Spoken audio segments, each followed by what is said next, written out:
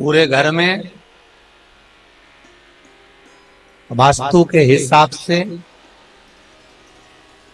केवल एक दीवार ऐसी होती है जहां पर हनुमान जी का चित्र लगाया जाए।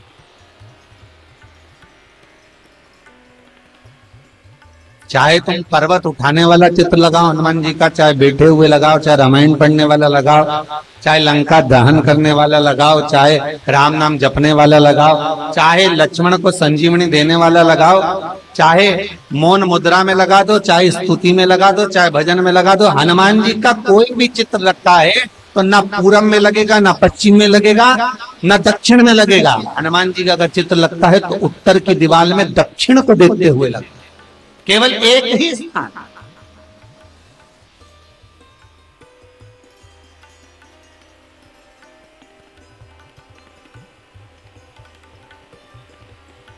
जैसे पूर्वजों के चित्र को, पितरों के चित्र को, गए हुए हमारे जीवों के चित्र को दक्षिण में विराजमान किया जाता है, उसी तरह हनुमान को उत्तर में विराजमान कर कर दृष्टि दक्षिण में कर दी।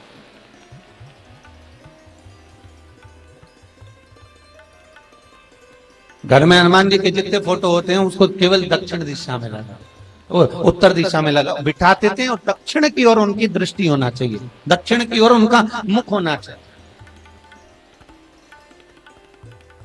क्यों महाराज? अगर व्यक्ति के जीवन में कोई बीमारी आने वाली है, व्यक्ति के जीवन में कोई रोग आने वाला है, व्यक्ति के जीवन में अगर कोई कष्ट आने वाला है, व्यक्ति के जीवन में अगर कोई परेशानी आने वाली है, व्यक्ति के जीवन में कोई एक्सीडेंट का योग भी बनने वाला है, तो शास्त्र कहता है वो दिशा दक्षिण से ही बनता है।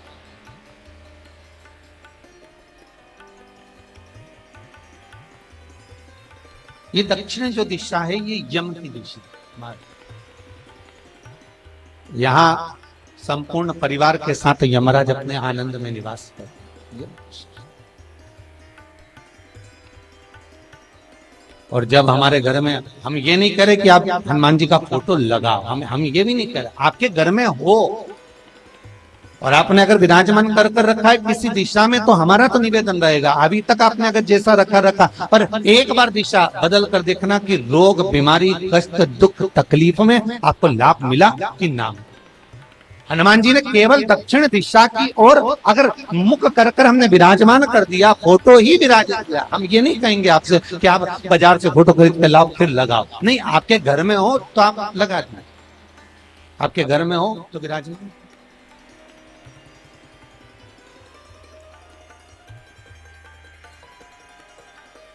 अच्छा, कितनी विपरीतता है वो भी आप जरा जानिएगा महाराज, कि शंकर भगवान के ऊपर जो जल चढ़ाया जाता है उसकी जलाधारी उत्तर में जाती है महाराज। भगवान शिव का जो जल जा रहा है वो उत्तर की ओर जा, और हनुमान जी को उत्तर में विराजमान कर कर मुख दक्षिण की ओर कर दिया। क्यों? प्रबल दिशाओं में उत्तर और दक्षिण महाराज, ये जो दो दिशाएं, इनको साधने के लिए कोई देवता आगे नहीं है। अगर इन दिशाओं को कोई साधने वाला है तो केवल एक देवाधिदेव महादेव ही हो सकता, काल का हरण करने वाला वो महाकाल ही हो सकता। शंकर का ही एक अवतार है हनुमान जी महाराज, रुद्र अवतार महाराज। हनुमान जी से कहा तुम दक्षिण की ओर दिशा पर संभालिए, शिव जी कहते हैं मेरा जल जब उत्तर की ओर जाएगा तो इस दिशा को मैं संभाल, चिंता ना करिए। जो स्मरण करने वाला होता है, भजन करने वाला होता है, कीर्तन करने वाला होता है, नाम जाप करने वाला होता है, उसका भी शास्त्र विधान कहता है, उसका भी व्याख्यान वर्णन करता है कि जैसे एक दिशा के रूप में हनुमान जी महाराज को विराजमान कर कर दक्षिण की दिशा पर हम विजय पर, अर्थात रोग पर, बीमारी पर, कष्ट पर, तकलीफ पर हम विजय प्राप्त कर सकते। ऐसा नहीं कि ऐसा कोई रोग नहीं जिसकी दवा नहीं है, और ये दुनिया के लोग कह रहे हैं कोरोना महामारी है तो इसकी भी दवा है, बस समय लग रहा है, और वो समय होता है। संजीवनी को छुपा कर रख दिया, सुषेण वेद मिलना चाहिए, जब सुषेण वेद मिलेगा और बताएगा कि वहां चले जाओ और संजीवनी लेके आ जाओ, तो फिर तो कोई लेकर आ जाएगा। और वो सुषेण तो मिले ना, सुषेण तो मिले, जो कोरोना महामारी की भी बीमारी की दवाई लेकर आए लगे सुषेण। पर जब तक भगवान की कृपा नहीं होगी तब तक कोई औषधि मिल सकती नहीं, कुछ प्राप्त नहीं हो सकता। जब भगवान करुणा करते हैं तो आप रूप कुछ ना कुछ सुख की अनुभूति हो जाती है, अपने आप सुख का भान हो जाता है। तो जैसे दक्षिण का जो स्वामी तत्व है, दक्षिण पर जो दृष्टि देने वाला श्री हनुमान जी महाराज है, इसलिए हनुमान जी को उत्तर की दीवार पर विराजमान कर कर उनका मुख दक्षिण की ओर रखा जाता है।